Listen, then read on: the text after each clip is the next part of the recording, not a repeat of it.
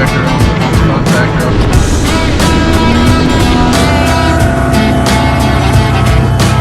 No factory OEM belt. This belt with XRC or XMR. We'll start here at the front. This is a bumper we have made.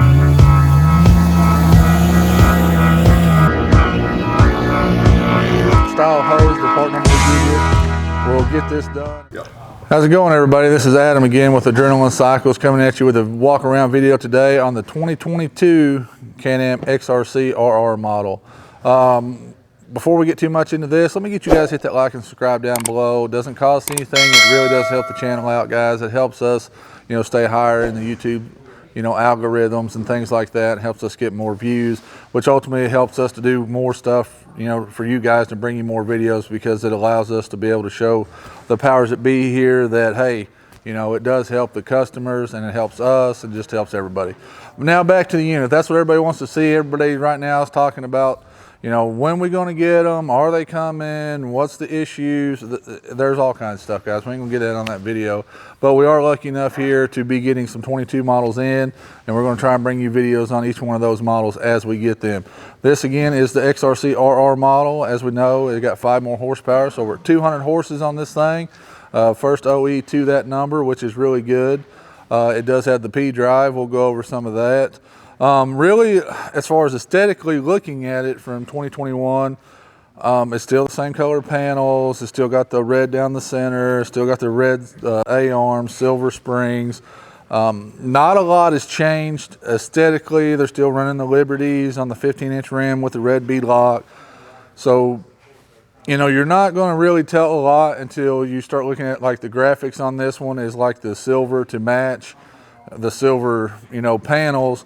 In 2021 they were red, so it's a little subdued. I kind of like it. I kind of wish they would have done away with some of the other red too, but it does distinguish it from the other models, and that's just a minimal thing in my opinion. Decals can be changed, replaced, taken off, whatever you want to do.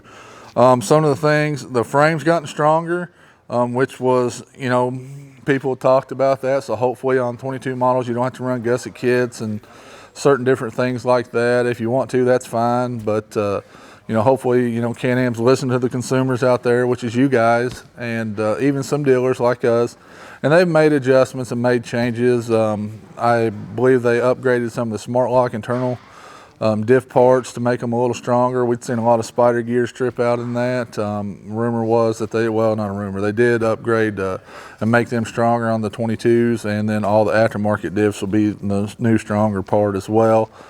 Some other things they did on this model, like I said, you don't see the frame is stiffer. It's a little thicker in spots. It's not really gusseted, they just made it thicker. And then the P drive, which we didn't take it off on this. We'll do a whole nother video on the P drive clutch. From what I've driven these around here at the lot, it's definitely quieter. I can tell from the startup, it's quieter.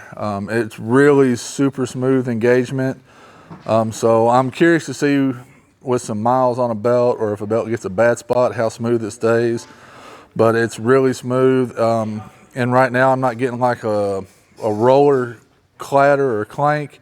If you guys have been around the X3s, you'll know what I'm talking about. When you get on it and let off and then back on it, the rollers on the secondary helix will go back and then back, and you'll get that clank clank or clunk clunk. And that's a lot of times what breaks the rollers on a lot of X3s when you guys are out there and you wonder why you broke a roller. Well, you're probably going down a hill, or you're on the gas, off the gas, which lets the secondary release, and then you're back on it, and then when it flings back forward, it breaks the rollers. Thus far, which we're not out here beating on these things, guys, we're just, putting 2, heat cycle, 2 miles on it just to get it, make sure there's not any leaks or anything that come from BRP when someone comes get a unit, get it home and it has an issue. But thus far, it's really quiet, which is a good thing. So we like that aspect of it. We're going to do a video on being able to retrofit it. Pretty soon we'll have that video. But that's enough on the P drive. Thus far, really liking it, and we think it'll be a good upgrade if we can get it to fit on another 2021, 2020, other model X3s. But we'll move around to the back here. I'll show you again on this one. being an RR, I think the other video that's out there right now from us is a DS model. With the RR, again, you know, like we said, they put a huge plate on the back. They've added 2 bolts through the frame there and to the frame up here to stiffen everything up back here with the rods. They integrated the pull plate into just a regular plate here. So, I mean, really now there's no need to buy an aftermarket, you know, hitch or plate or anything like that. And if you do, it will work. You'll just have bolts here and down there. We've done looked at that. We've done went down that road. Rear bumper options is going to be an issue on this for a little while, guys, just because of how big this mount is here and how it comes up. I think the only bumper right now that's out there that will work is the pre-runner from BRP, because it mounts low and then goes straight out. So just be aware of that. If you go in right now to a dealer and you're picking up your 2022, a rear bumper, from what I've seen, the BRP pre-runner is going to be the only one that'll work on that, because it mounts off the bottom 2 pull plate bolts. So we're working on redesigning our bumpers, so we'll mount up high here to the upper bolts, and that way it can be retrofitted back, and they'll just have to drill the frame there and mount it. We was told that this is thicker now as well. This whole back piece here, all of this is thicker. That was part of, you know, strengthening up the frame. They made that thicker. So it should help keep everything in the back, you know, straight, and shouldn't be walling out holes like people said they've done in the past. We haven't experienced that here. So, you know, maybe out west where you're carrying a lot more speed, you know, you probably will see that, but not here. We haven't seen that issue. And then we got the double shear knuckles on this model as well. And BRP carried that on all the 22s. That's a huge upgrade. They brought that straight over from the racing industry. ZRP has knuckles like that, and a couple other places make full-on billet ones that are like, I think they're $900 a set.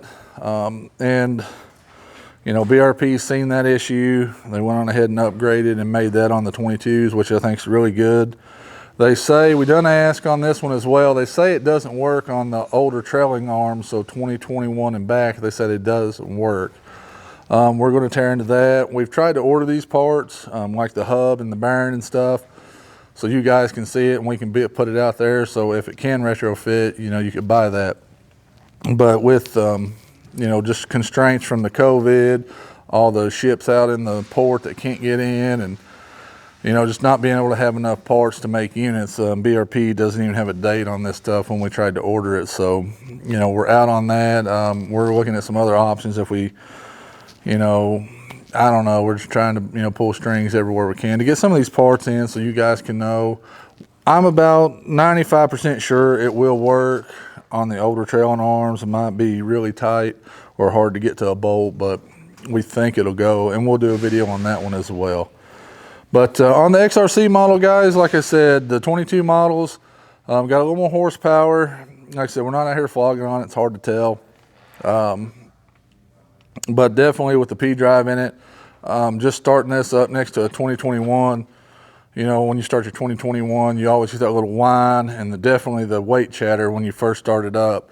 This doesn't have any of that. I mean, it's just, you fire it up, it's super quiet, and, you know, you just don't hear any of the clutch or belt, you know, when you start the engine up from, you know, being cold. So that's really good. So like I said, driving it, it's really smooth. You don't get the roller, you know, chatter in the secondary when you're on and off the gas as bad as you do on the other models. So that's really good.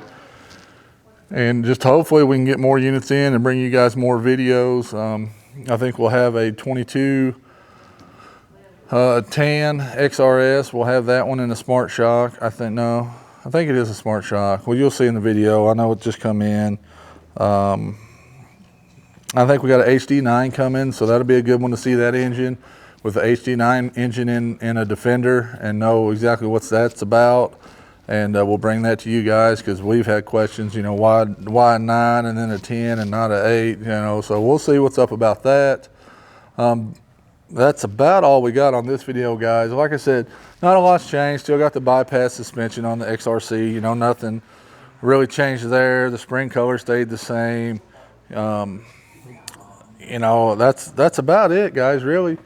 All in all, you know, subtle changes, but what they did change, like I said, it's not as obvious, you know, especially if you're a new buyer. You probably didn't know that a 2021's only got the 6 bolts, not the 10 now, and you know, the hubs are double shear. So that's stuff that, you know, a general guy out buying today might not notice, but if you've been around the X3 and you've had them, you know, year after year after year, and especially different models like some of us have around here, you grow to appreciate some of these upgrades. You know, like I said, the biggest thing I like about everything is the double shear on the hubs. I think that's a great design. And then upgrading the diff internals a little bit, because we've seen a lot of those spider gears, and that's what they said they got a little stronger, a little harder. So we hope to, you know, that helps save some more diffs, because we do see diff because everybody want to run 35-inch tires, and man, a 35-inch tire is a big turning tire and it's a lot of weight. So with the 22 models though, we're hoping to get more in. We will bring them videos along to you guys, and as always, ride safe out on the trail and hit that like and subscribe down below.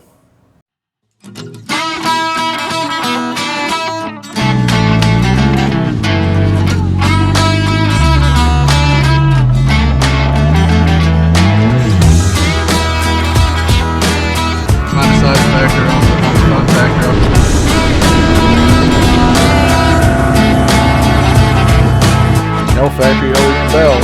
This belt with XRC or XMR. We'll start here at the front. This is a bumper we have made.